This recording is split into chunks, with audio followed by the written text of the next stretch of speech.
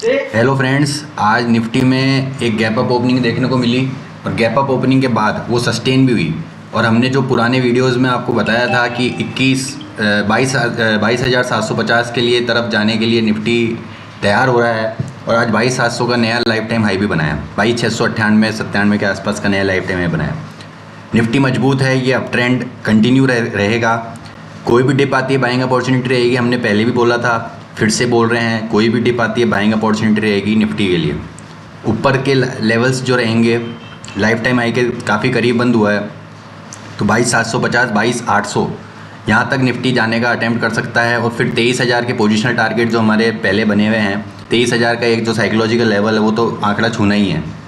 तो नीचे का सपोर्ट जो बन के आ रहा है वो 22,400 से लेके 22,300, ये 100 पॉइंट की रेंज स्ट्रॉन्ग सपोर्ट का काम करेगी। जो 22,200 पे जो हमारे को सपोर्ट मिल रहा था यहाँ पे, वो अब शिफ्ट होके यहाँ आ चुका है। ट्रेंड लाइन ड्रॉ कर लेते हैं, ये ट्रेंड लाइन को मैं नीचे ले जाता हूँ। ये 22,300 के आसपास का सपोर्ट बन रहा है पोजिशनली।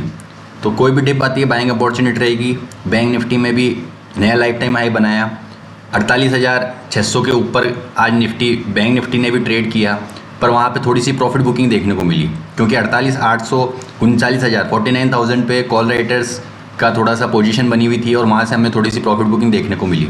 HDFC बैंक में आज वो स्ट्रेंथ नहीं दिखी और पहले ही घंटे से उसमें थोड़ी सी सेलिंग प्रेशर देखा, जिसके चलते HDFC bank Nifty consolidation range में चला गया।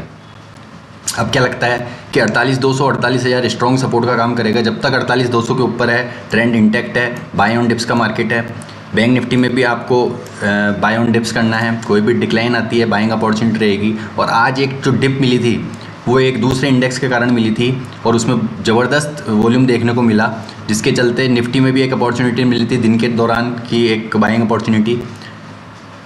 आगे उसकी भी बात करेंगे। 48,200 48,000 स्ट्रॉन्ग सपोर्ट का काम करेगा। ऊपर 48,800 के ऊपर डिसाइसिवली निकलने पर 39,000 के तक के लेवल्स बैंक निफ्टी में देखने को मिल सकते हैं। फिन निफ्टी भी अपने अप ट्रेंड में है, कंटिन्यू कर रहा है, रिज्यूम कर रहा है। फिन निफ्टी में एक बात देखने को मिली कि डोजी कैंडल बनी है। पुराने जो हाइस थे उसके ऊपर निकलने पर अब इनडिसाइसिव ट्रेड है, क्योंकि पता नहीं है ट्रेडर्स को कि एक्चुअली फिन निफ्टी नया हाई लाइफ हाई बनाएगा, उसके ऊपर सस्टेन करेगा, या 22,000 तक के लेवल फिन निफ्टी में देखने को मिलेंगे या नहीं, जिसके चलते फिन निफ्टी में भी कंसोलिडेशन मोड में रहा। बैंक निफ्टी का डेली चार्ट देखते हैं तो एक डोजी कैंडल बनी हुई थी जो इंडिसाइसिव है। कल के लिए क्लियरिटी नहीं थी कल क्या होने वाला है। फिन निफ्टी की बात करते हैं तो 21,400 21,350, ये 50 पॉइंट की रेंज आपको बाइंग अपॉर्चुनिटी रहेगी। यहाँ पे कंसोलिडेशन होने के बाद हमें अप ट्रेंड देखने को मिला था। इस रेंज में अगर आता है 21,300 21,400 तो आपको बाय करना है। ऊपर 21,800 के ऊपर एक रेजिस्टेंस मिलेगा, 21,800 के आसपास रेजिस्टेंस मिलेगा। ऑप्शन राइटर का जोन है, वो कॉल राइटर्स का जोन है, तो वहाँ पे आपको प्रॉफिट बुकिंग भी करनी है। 21,800 के ऊपर निकल जाता है तो 22,000 के नए टारगेट्स के लिए फिर निफ्टी भी तैयार हो जाएगा। ये है वो आज का सितारा निफ्टी मिड कैप, जिसने हायर लेवल से सुबह की जो कैंडल बनी थी उसके बाद एक उसने अपमूव दिखाने की बजाय एक प्रॉफिट बुकिंग, जिसको आप कह सकते हैं, कैंडल बनी नीचे की तरफ और वो पूरी निगेट हो गई। नीचे से वापिंग बाइंग प्रेशर देखने को मिल गया था। 10,800 की जो पुट ऑप्शन थी वो तकरीबन 50 पैसे ट्रेड कर रही थी उस वक्त, और वहाँ से वो ट्रेड तकरीबन 2 गुना हो चुका था। हमारे लेवल्स मैं आपको बता देता हूँ, वो लेवल्स थे आपके 10,800 की पुट ऑप्शन में। 10,800 की पुट ऑप्शन में काफ़ी वॉल्यूम देखने को मिला और उसके बाद वहाँ से फिर एक सपोर्ट देखने को मिला 10,700 के पुट राइटर्स का। 10,700 में बहुत अच्छा वॉल्यूम देखने को मिला था। अब क्या लगता है कि 11,000 हमारा पहले हमने साइकोलॉजिकल लेवल ट्रेंड मार्क कर रखा था।